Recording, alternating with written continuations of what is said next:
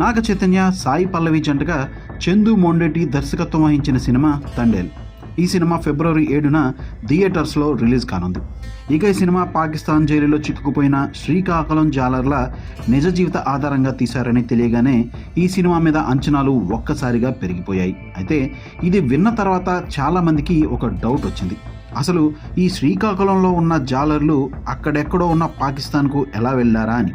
ఎందుకంటే శ్రీకాకుళం ఉన్నది బంగాళాఖాతాన్ని ఆనుకుని, అయితే పాకిస్తాన్ ఉన్నది అరేబియా సముద్రం వైపు. మరి ఇక్కడ ఉన్న జాలర్లు అక్కడెక్కడో ఉన్న పాకిస్తాన్ జలాల్లోకి ఎందుకు వెళ్ళారు? పాకిస్తాన్ నేవీకి ఎలా, ఎందుకు పట్టుబడ్డారు? వాళ్ళని ఎందుకు అరెస్ట్ చేశారు?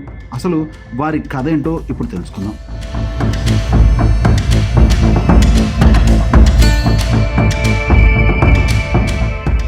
శ్రీకాకుళం జిల్లా తీర ప్రాంతంలో సముద్రంపై ఆధారపడి జీవనం సాగిస్తారు. చేపల వేట వీరి ముఖ్య జీవనాధారం. సముద్రంపై వేటకు వెళ్ళి ఒక్క రోజులోనే తిరిగి వచ్చేవారు కొందరైతే, రోజుల పాటు సముద్రంపై వేటకు వెళ్ళేవారు మరికొందరు.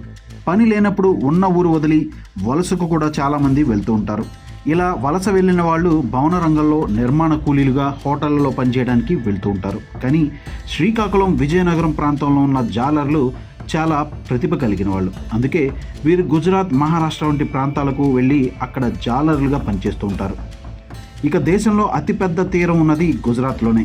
అలానే ఇక్కడ మత్స్యరంగం బాగా అభివృద్ధి చెందింది.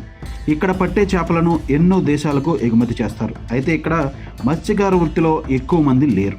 కాబట్టి శ్రీకాకుళం నుండి ఎంతోమంది గత కొన్ని సంవత్సరాలుగా గుజరాత్కు వెళ్ళి అక్కడ బోట్లలో జాలర్లుగా జీతాలకి పనిచేస్తూ ఉంటారు.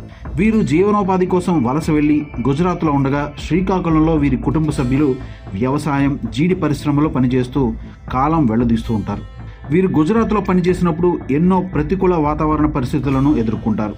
వీరు కొన్నిసార్లు సముద్రంలో చిక్కుకుపోవడం, దారి తప్పి వేరే ప్రాంతాలకు వెళ్ళడం వంటివి జరుగుతూ ఉంటాయి. ఇలా 2018లో పని కోసం వెళ్ళిన కొంతమంది దారి తప్పి పాకిస్తాన్ జలాల్లోకి వెళ్ళారు.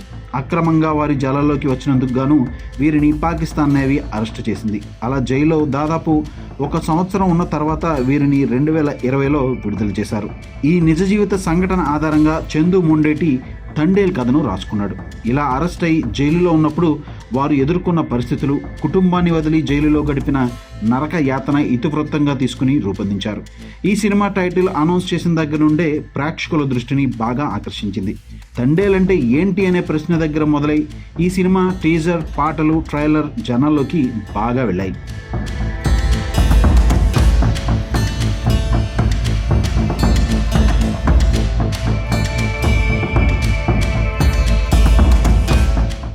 మా వీడియో మీకు నచ్చినట్లయితే please like, share and subscribe.